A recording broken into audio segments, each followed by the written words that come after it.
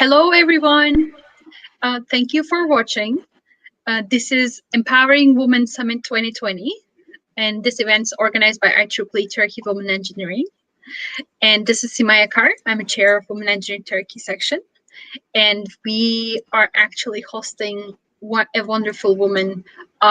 You know her from a lot of volunteer commitments and from her professional achievements, but I can say, like if I need to count the change maker woman, in our society, like in our environment, I really need to name Nita Patel as one of the first. So, and we are honored to have Nita Patel today in this session, and we would like to welcome Nita for her presentation. I would like to remind all the audience, this is a session that you can ask your questions, so entire session. So during Nita's presentation, you can leave your comments, and we will have a Q&A section that we will address all your questions and ask and forward to Nita. You can communicate and get your answers from her directly. We are very privileged to have Nita. Nita, thank you so much for being here. Thank you so much, Samay. That was a wonderful introduction. Right, welcome everybody. Thank you for joining the session today about finding your voice, enhancing your communications. Let me start with a story. Once upon a time, there was a scientist working in the lab, and she was working on the next generation technology for personal spaceflight. She researched flight dynamics day and night. She read every paper she could get her hands on and spoke with as many experts as she could. She experimented with ideas and shared them with colleagues who provided additional ideas and feedback. She pulled her team together and rallied them and coached them through multiple failed attempts. She advocated for funding. All of these things she did, and finally she was successful and found herself among the stars, sharing her wonderful observations back to inspire others. So let me ask you, what is the key reason for her success in this slightly silly story? Was it intelligence, tenacity, problem-solving skills, communications, or luck? I'll give you a second to think about it. For many of you, you may not be thinking of it, but, and maybe you have, a tenacious, intelligent engineer, technologist is definitely important, but also you want to think about the entire aspect. If she was not able to communicate any of this to the organization, she would not have been successful. Nita, yes. Sorry for interruption. We can have your presentation back. So we. Your browser has blocked your screen.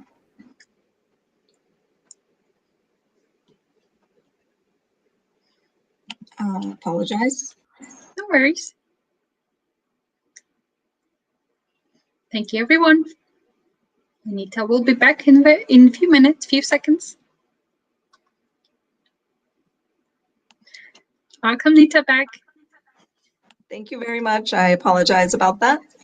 No worries.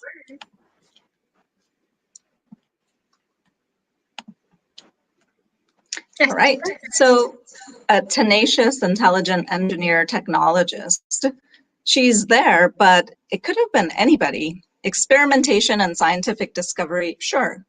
Those are all important, and sometimes dumb luck also plays an important part in things that we encounter.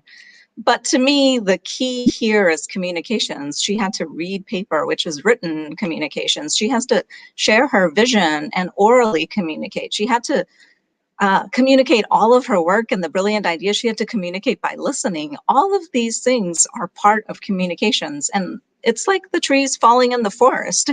Without anyone to hear them, did the tree really fall in the forest? And that's similar to your ideas.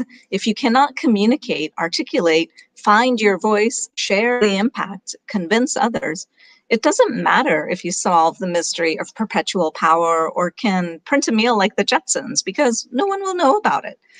I know you are all incredible technologists, engineers, and inventors. In the next 25 minutes or so, I want to share a few ideas to help you find your voice and to better communicate for confidence. Before jumping into that, let me tell you a little bit about me. And let me tell you why I am eminently qualified to speak on finding your voice.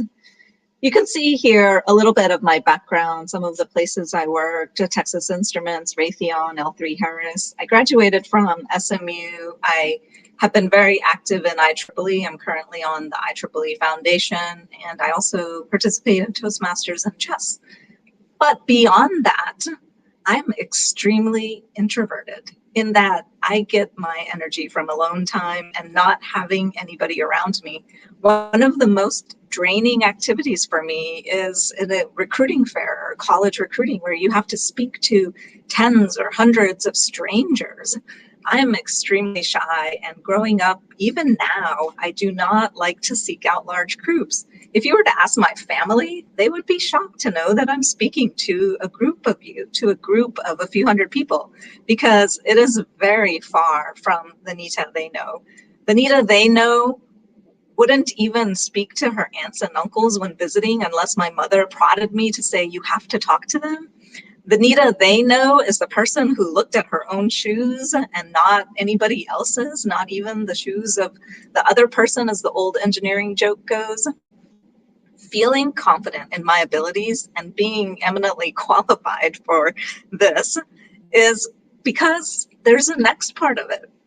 I now typically give 30 to or more presentations for IEEE all across. I'm a senior director of engineering, and as part of that, I have to talk to lots of people. I have to communicate my ideas. I have to communicate their ideas. I have to be able to understand what it means. And I have to also actively participate in Toastmasters, where I give about 20 or 30 additional speeches each year, and it's helped me to grow. This is why I'm most qualified to present to you on this topic, because I have been that shy, introverted person trying to find her voice. And now, through some development and skills, I've gotten there. So let me share with you why what I have learned so that you too can find your voice. And as I share what it means to find your voice, we're going to talk about three elements. One, preparation. Two, deliberate practice. And three, presentation. And these three elements are critical to understanding how you find your voice. The first topic I want to touch on is preparation.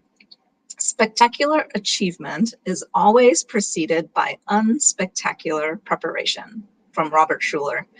Preparation includes research, breathing, preparing your clothing, preparing mentally, buying backup material, knowing the technology platform, preparing yourself. All of these are part of preparation. And most of it's pretty unspectacular. It's a lot of work in some cases. It's going and doing the nitty gritty, the details.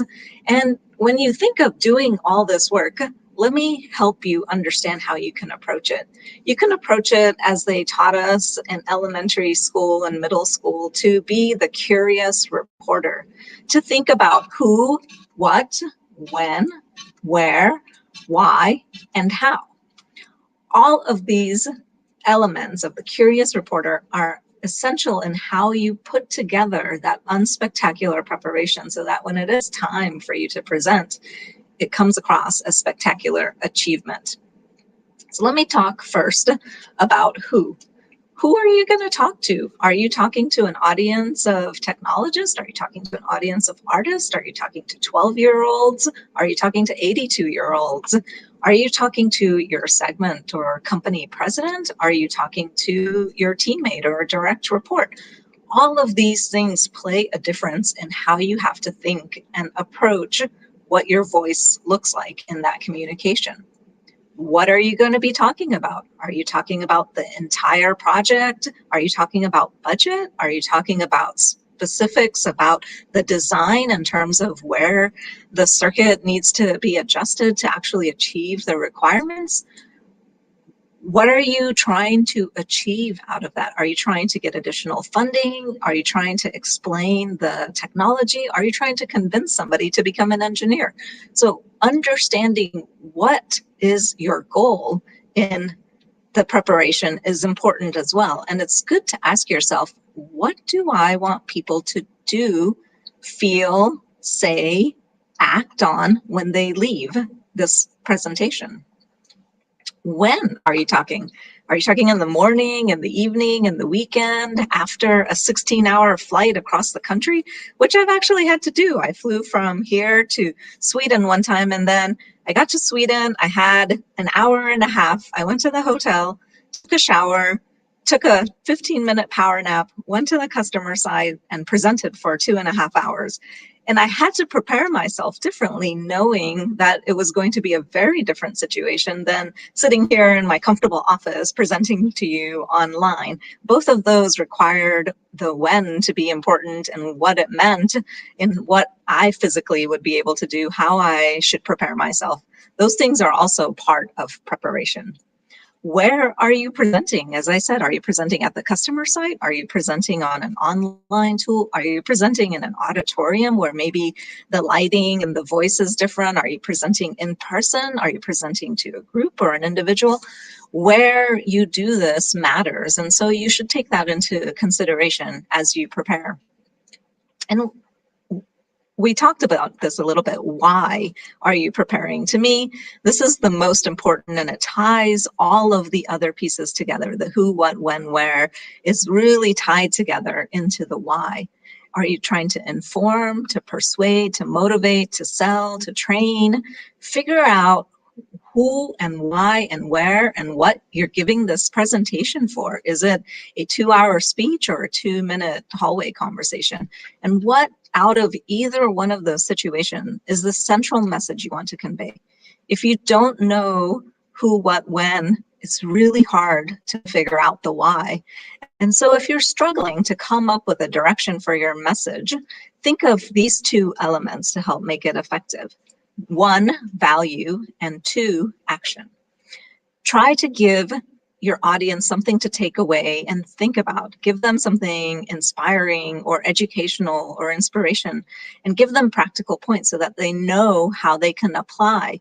So you want to provide value in the information, and then you want them to take action. And the action could be as simple as reflection. It could be donate money. It could be go do the same thing with another group. Whatever that action, and try to leave that message.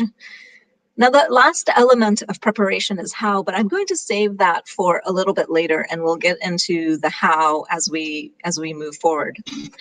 The other part of preparation that I want you to think about is deliberate practice. This is a very specific term and has a very specific meaning. Deliberate practice is designed to improve performance. When you practice, and there's an element of repetition in practice, which is great. You have to repeat to get either an understanding or to get better at it. But when you think about deliberate practice, you're introducing this idea of feedback in the repetition process. And so in deliberate practice, there are 6 essential elements to think about. 1 is you want to set specific, realistic goals. Deliberate practice relies on small, achievable, well-defined steps that help you work your way towards meaningful improvement. These steps should take into account your current knowledge and your skill level, but push those boundaries little by little, constantly expanding your abilities. The second element of deliberate practice is to break out of your comfort zone. Breaking out of your comfort zone isn't about trying harder, but about trying differently. Your goal should be thinking of what you're capable and not capable of doing, and how can you approach it with new and different methods, which may require doing some research, which may require you asking others You may require you looking at examples from others, and it may require just making stuff up. Try experimenting until you break through that barrier that's blocking your path to improvement. And essentially, you'll then be breaking out of your comfort zone. Third element of deliberate practice is to be consistent and persistent. Consistent means that repetition part I was talking about, but the persistent part is the harder, where if you find yourself getting discouraged, remember that you're making progress. And in that persistence, it's where you get the benefit. It's similar to learning a language. I grew up speaking Gujarati, but I haven't spoken it consistently and I haven't persistently taken feedback. And so my Gujarati is mostly English now, where it's half and half, but you need that practice and it needs to be over a period of time to be an element of deliberate practice. The fourth element of deliberate practice is to seek feedback. As I said, feedback is essential for identifying areas for improvement and gaining a realistic view of your process.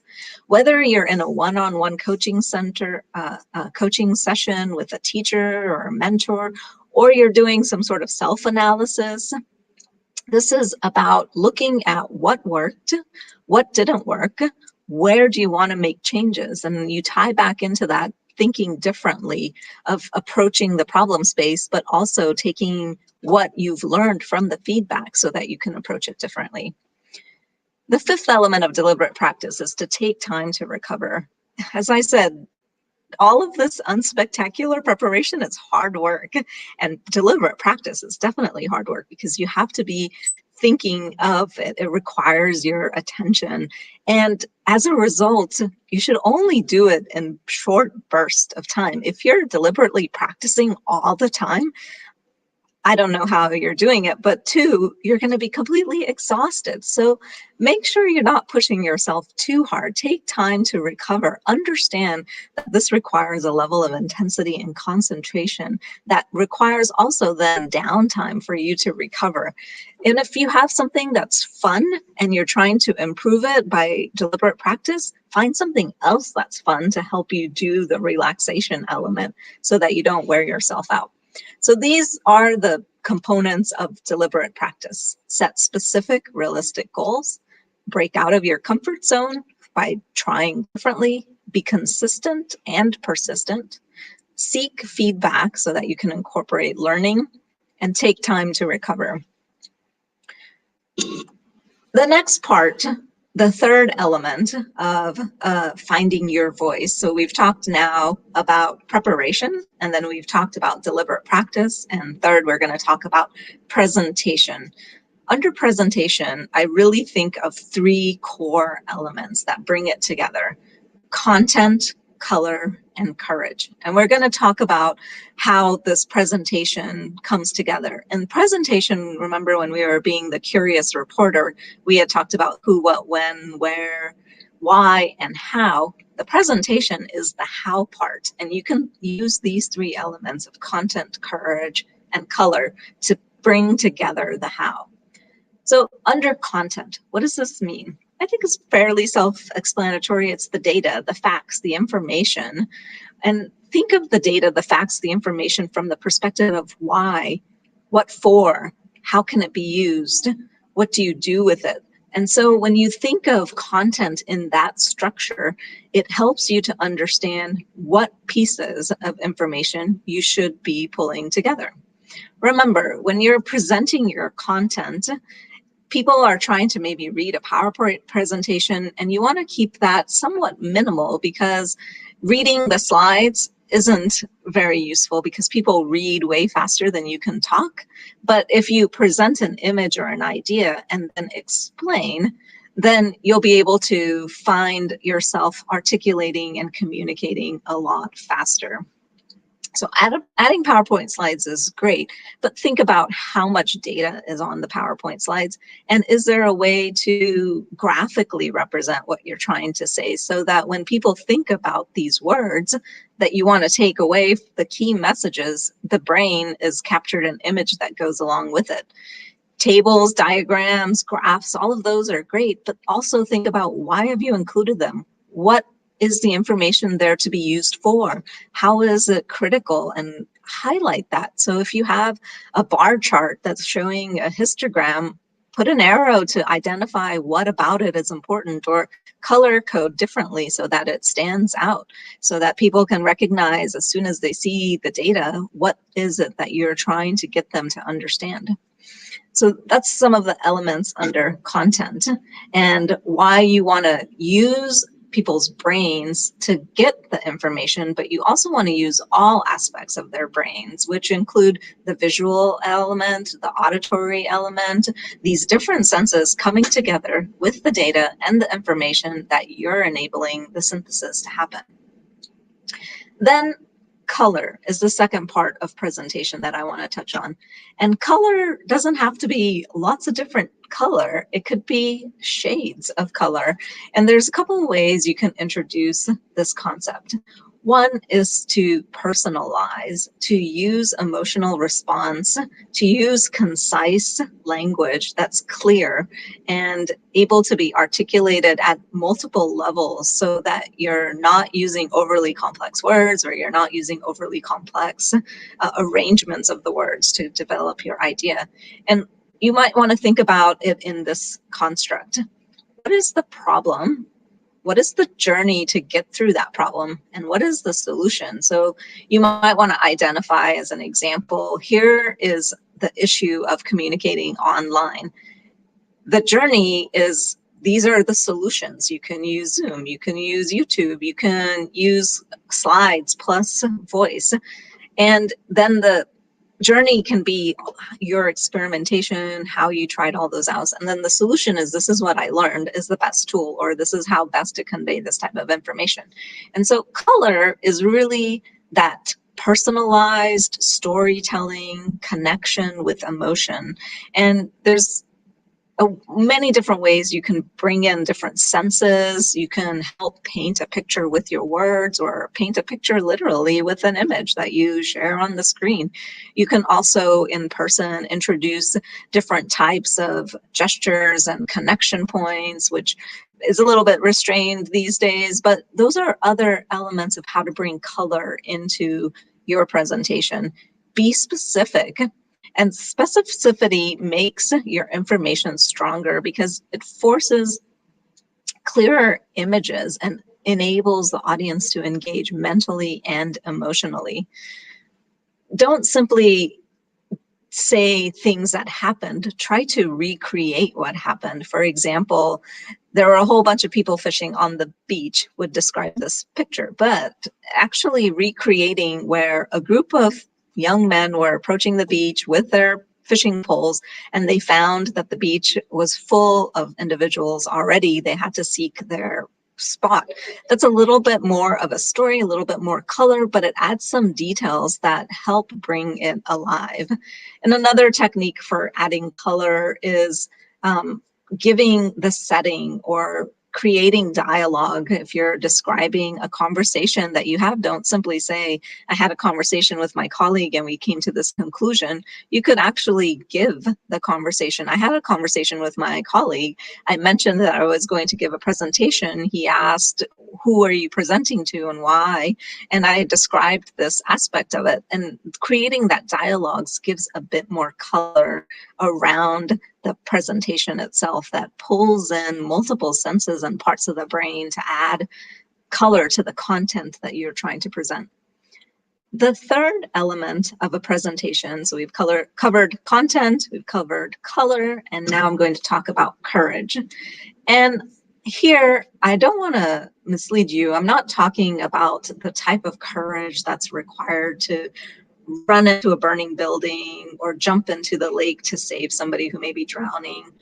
But this courage is more personal. This courage, what I mean by it is the ability to be imperfect.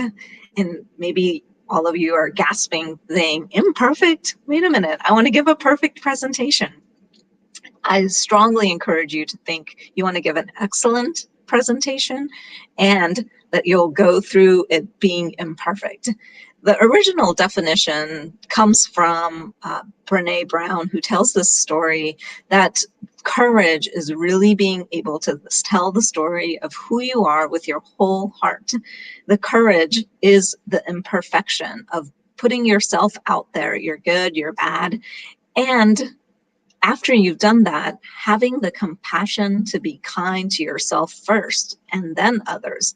Because it turns out if we can't practice compassion with ourselves, then we can't treat others kindly. And if we don't have the courage to be imperfect, we certainly won't be authentic. And if you're not authentic, it's really difficult to connect with others. So establish this idea of being courageous. And there's three things I want you to think about to help you establish the idea of being courageous. One is to give up on perfection.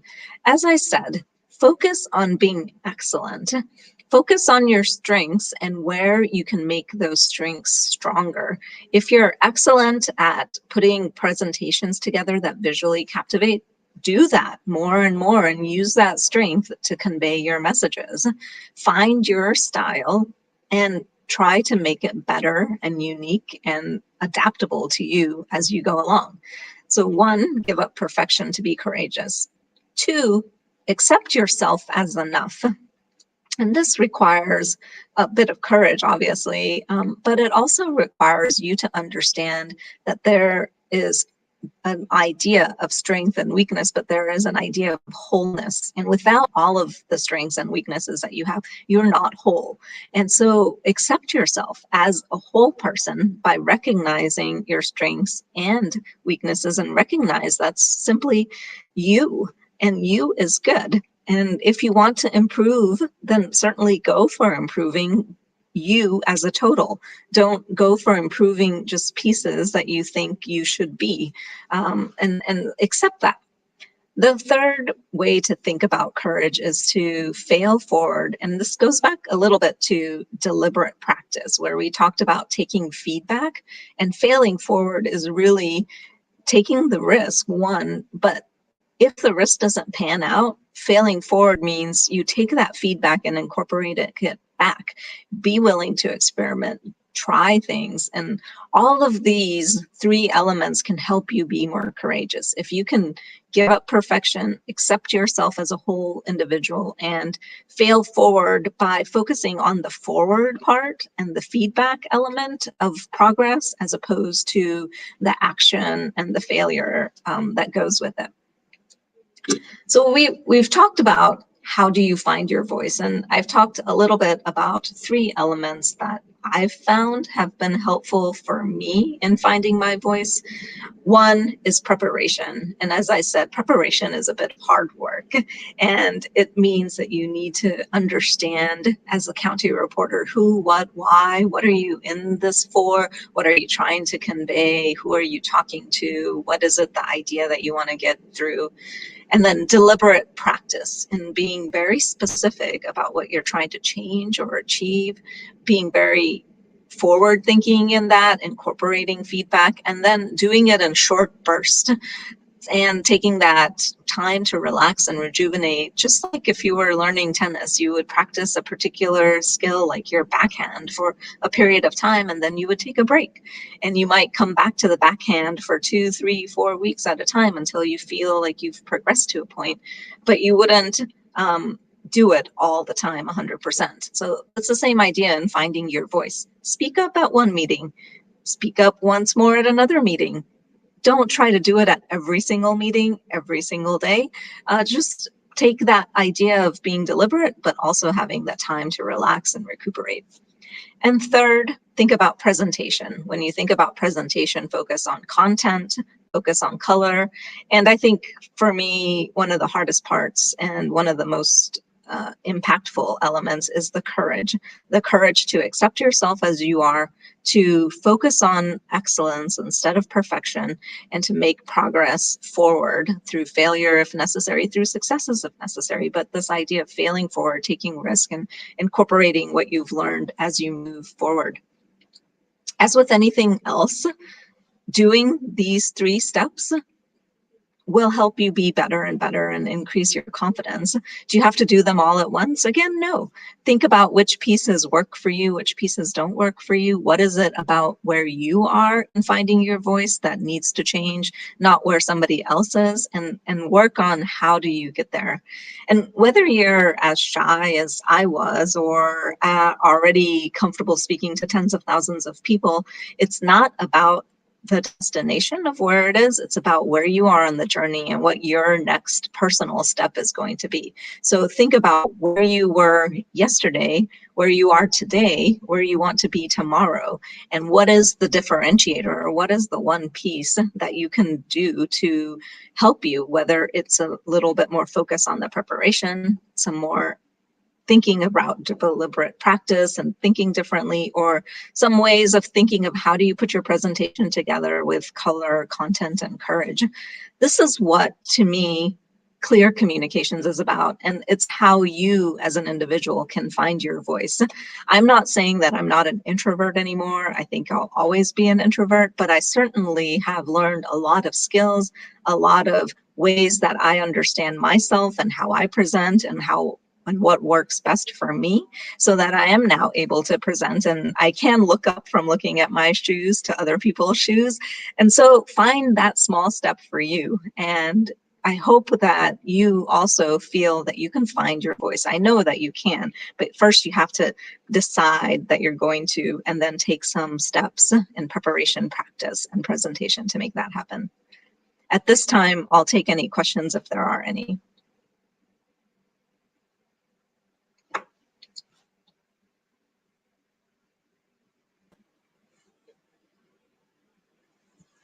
Nita, thank you so much for all the insights. Like, you're life changing as always you are. So I actually have a few questions. This is a good reminder for the audience that is a time to ask your questions, Nita. But I already have some questions. So you were referring the color for the actually message. So it's like identifying the message. My question is, because like we're now in the international and global world, and now we are more connected virtually. So actually, from the early morning of our time, so like we keep presenting, from Asia to North America in every time zones, and actually we're addressing more cultures. So we're actually more addressing more cultural issues, even though like we always like take care of these cultural issues, but now we have a virtual world, at least these days, and we all actually understand the importance. So even we have a transition, this is another discussion though, and in 2021 and later. So like these virtual tools will be always important in our life from now, is from my point of view as well. So it's like and having that global experience, we all have that. So it's like how to choose the colors for the audience, because some colors have different meanings in every culture. So Yeah, have to be careful for that.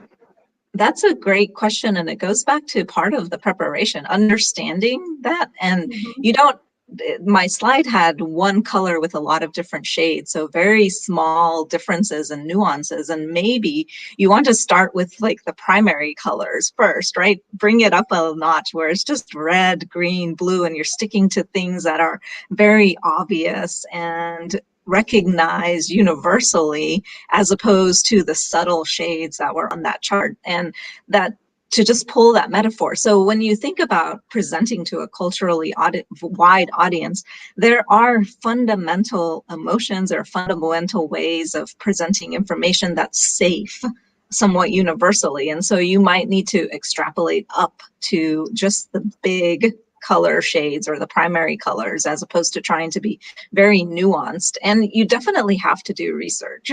You're right, there are subtle differences, but this goes back to presenting in authentic and courageous way. If you can present with the intent of your audience as opposed to the intent of yourself, I think you'll find that people are willing to forgive one or two or a little bit of misstep on your part if they feel that you're being authentic and that you have their interest in heart, right?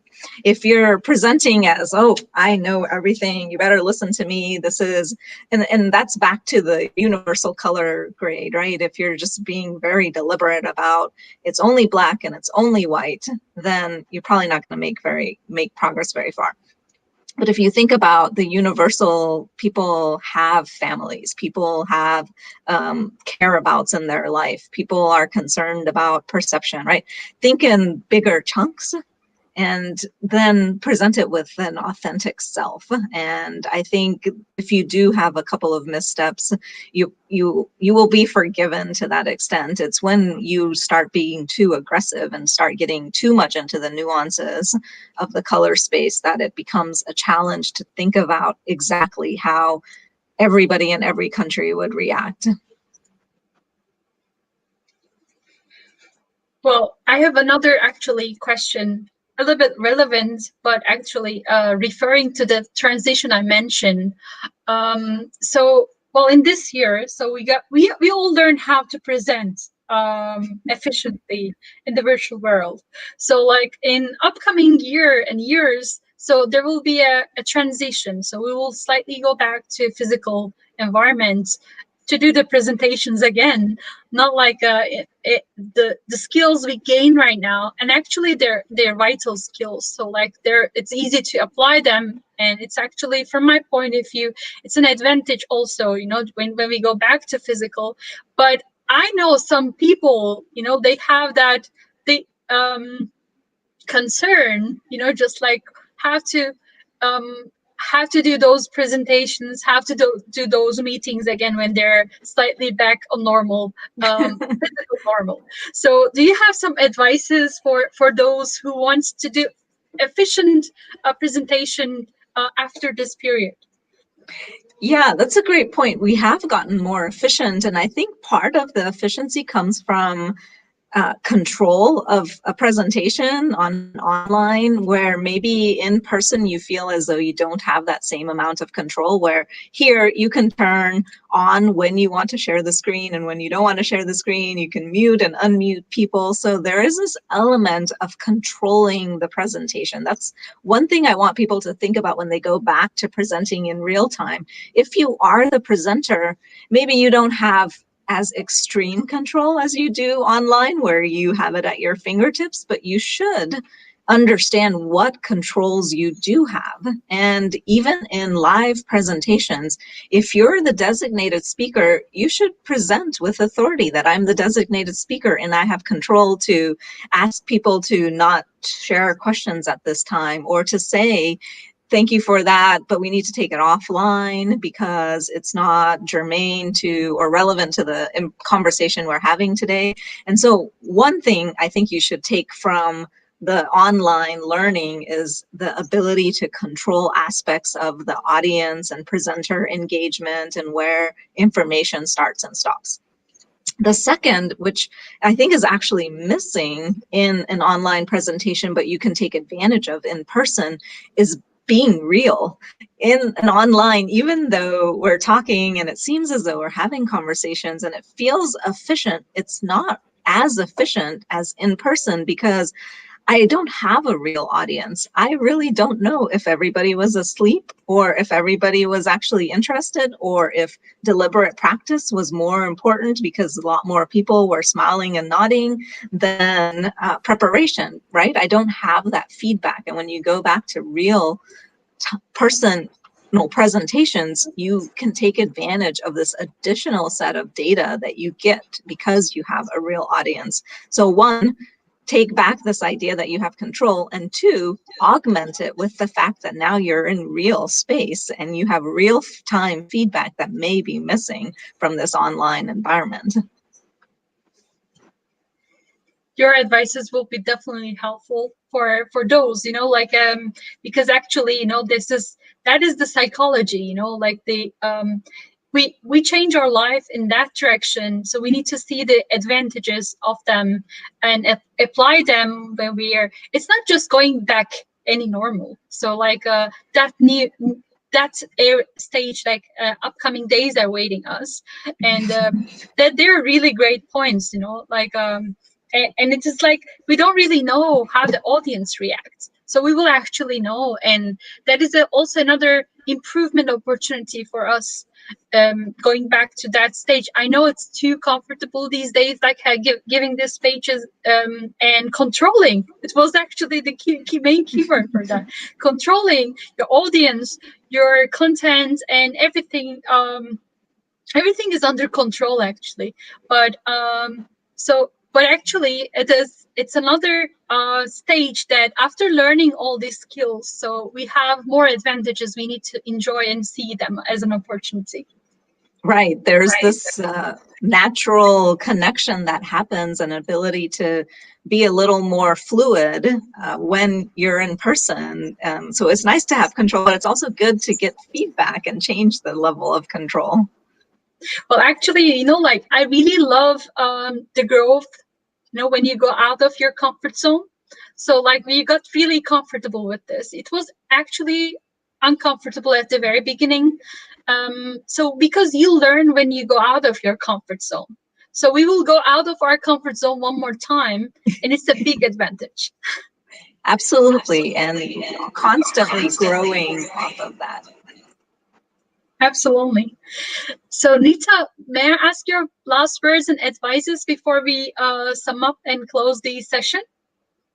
Yeah, that finding your voice is the key. I think is that it's your voice. It's not the voice of Samay. It's not the voice of Nita. It's not the voice of some other presenter you've seen. Maybe you can learn techniques from us. You can understand, oh, I liked how Nita did this, or how Samay is able to phrase questions. But you can take that feedback, but it has to be your voice, and your voice is going to look very different from other people's voices. So don't compare yourself to other people. Compare yourself to yourself.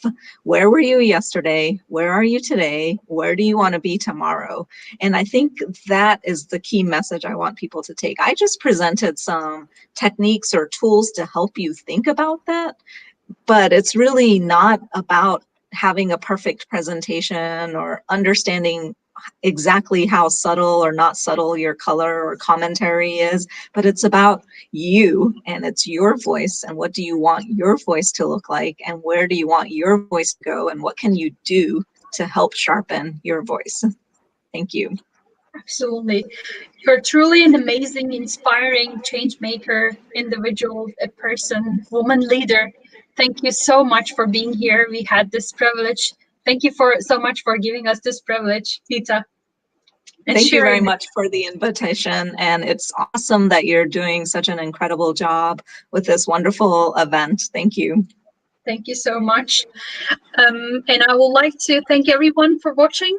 And we are Empowering Women 2020 Summit schedule will continue till 17th of December. So you can just check out the schedule. And if you missed any part of Nita's speech, this video will be available on the channel. So you can share also, and spread out the word, because lots of things to learn from Nita's speech. And thank you very much for everyone.